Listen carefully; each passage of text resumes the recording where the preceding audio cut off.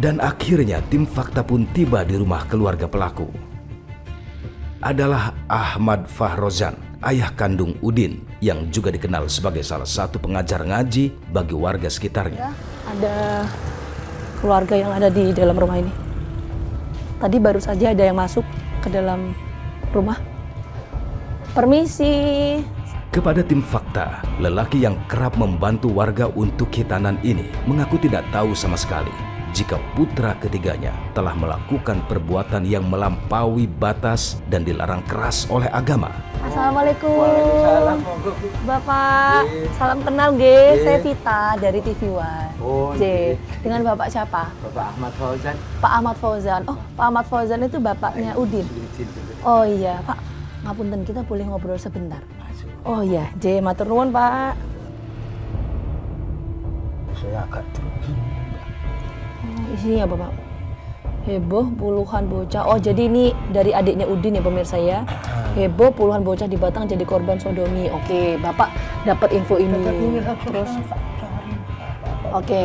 Terus setelah itu? Sudah itu langsung Udin tak undang masuk. Dik, Nang, Din, boy bener perbuatan kalian nggih, Pak. Udin mengaku ya, Pak ya. Mengaku gitu. Oke. Terus sudah itu di mana? Di Depok. Sebentar Pak, maaf saya potong.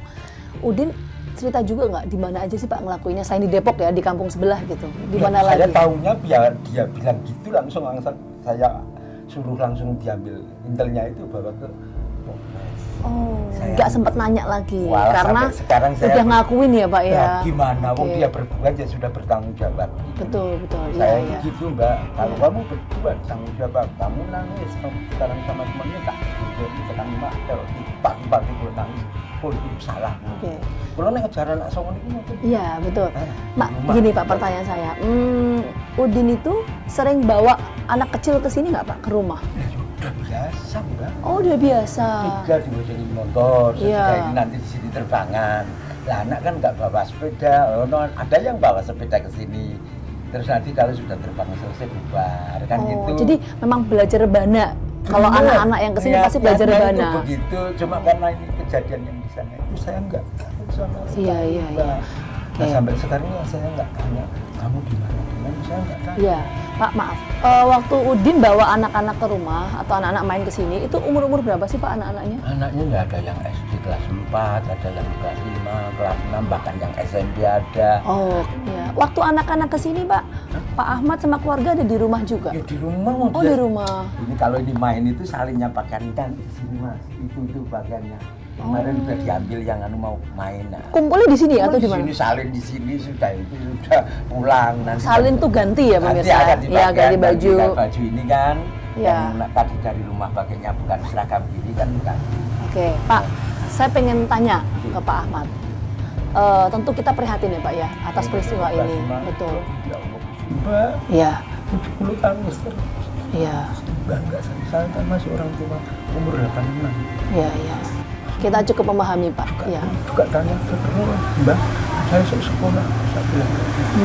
Ini kan korban cukup banyak sekali ya Pak ya. 21 dan ini potensi bertambah itu masih ada terus. Bapak selaku ayah dari Udin, apa yang ingin disampaikan ke keluarga korban dan ke Udin juga Pak? Silakan. Bentar Bu, sebelum Udin dipergi di sana itu yang sudah di sana sudah minta maaf. Iya. Secara lahir maupun batin.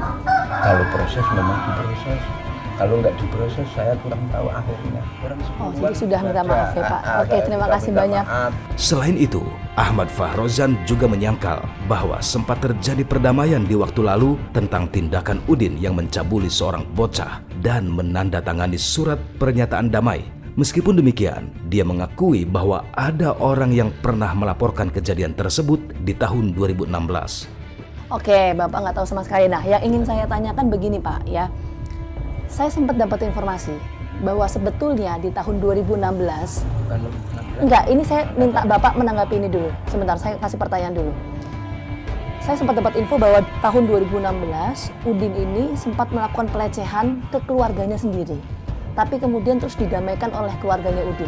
Pada akhirnya terus tidak dilaporkan. Itu benar atau enggak Pak? Jadi gini Mbak, itu salah satunya sudah lapor sama saya.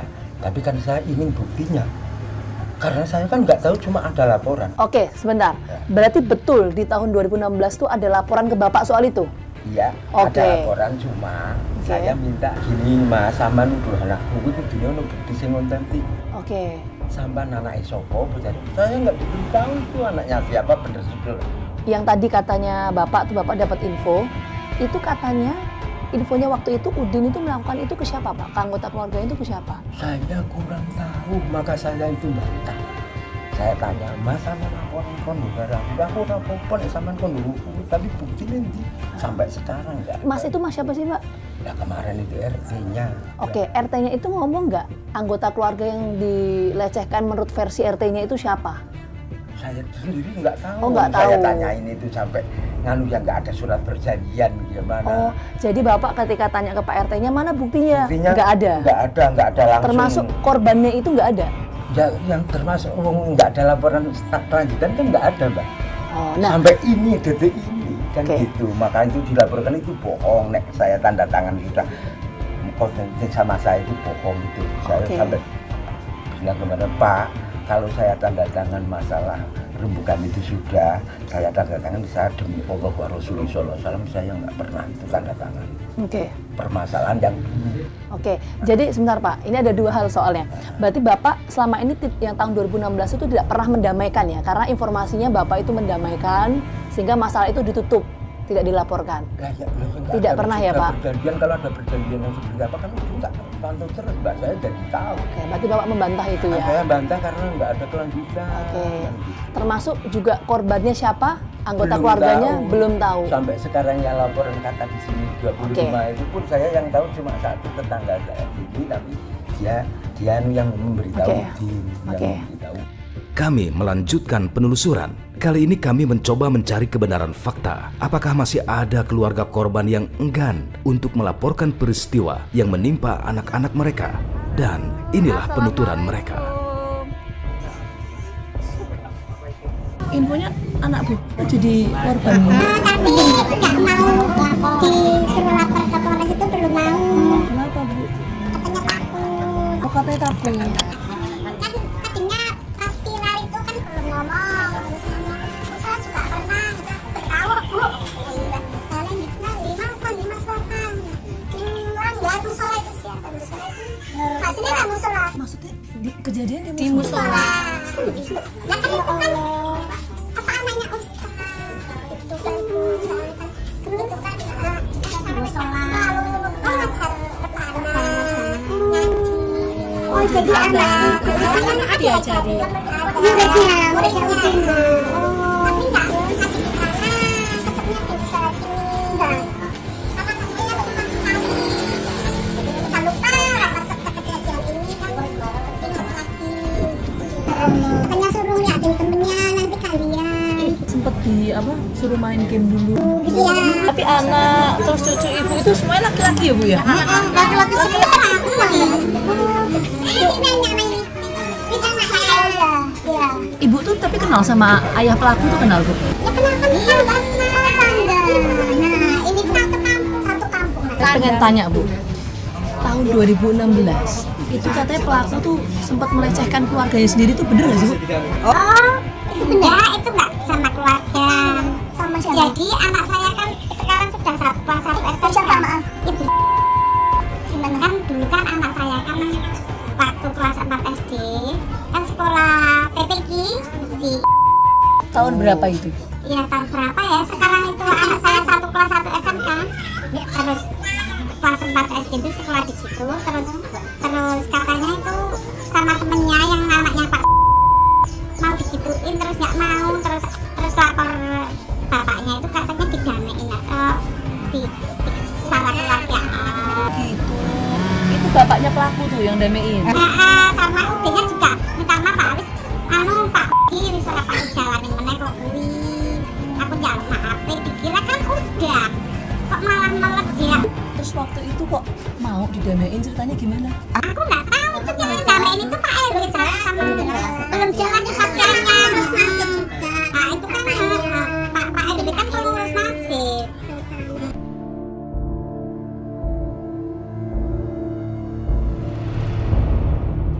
Penelusuran tim fakta berlanjut. Kami berusaha membongkar cerita mengerikan dari Kabupaten Batang ini. Kali ini tim fakta berpencar dan menggunakan sepeda motor. Sebab selain wilayah tempat kejadian perkara yang berada di beberapa titik, kedatangan kami juga tidak ingin terlalu menarik perhatian warga sekitar. Sebab warga masih sangat marah dengan aksi bejat pelaku dan aksi anarkis warga setempat bisa saja terjadi. Oke, sekarang tim liputan fakta mau menuju ke TKP atau lokasi di mana pelaku ini melakukan kekerasan seksual terhadap data sementara ini kan 21 anak ya, semuanya laki-laki. Kalau menurut LSM yang mendampingi keluarga korban, bahkan korban pun, dia juga mengatakan ada 8 TKP. Nah, karena ada 8 TKP, jadi kita tim liputan fakta coba bagi jadi berapa tim. Saya ini akan menuju ke rumah pelaku. Ini ada Mas Ardin. Mas Ardin ini mau menuju ke mana, Mas? Kebun.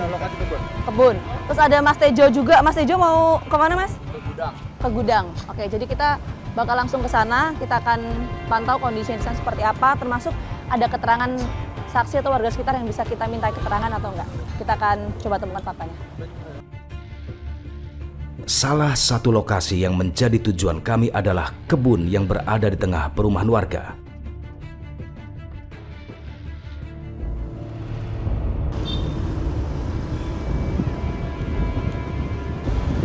Oke, jadi sekarang kita mau menuju ke TKP atau tempat di mana pelaku ini melakukan kekerasan seksual ke 21 anak-anak yang semuanya ini adalah laki-laki. Ini saya ditemenin sama Mas siapa, Mas? Mas Edi. Mas Edi. Mas Edi ini Dari LSM. dari LSM yang dampingin korban sama keluarga korban ya, Mas ya? Oke, jadi dari sini ke rumah pelaku berapa lama, Mas? Kira-kira 5 menit. Kira-kira 5 menit. Kita akan ke sana.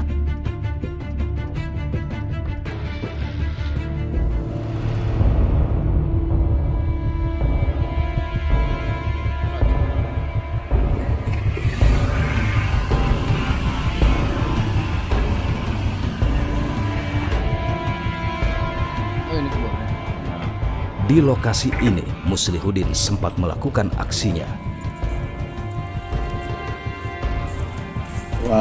Korban dia diajak untuk mengambil pohon pisang, katanya untuk acara hitanan itu. Sini.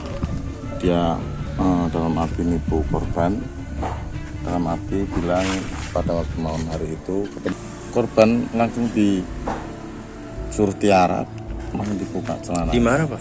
Ya, ini letaknya sini. Di sini, Pak. Kemudian ada juga sebuah bangunan yang dikenali sebagai gudang. Jaraknya tidak terlalu jauh dari lokasi pertama yang kami datangi. Bisa masuk dibuka. Setelah kejadian kayak gini langsung ditutup terus. Pintu itu tuh merah itu. Oh, masuknya dari pintu merah itu? Iya, masuk ke dalam.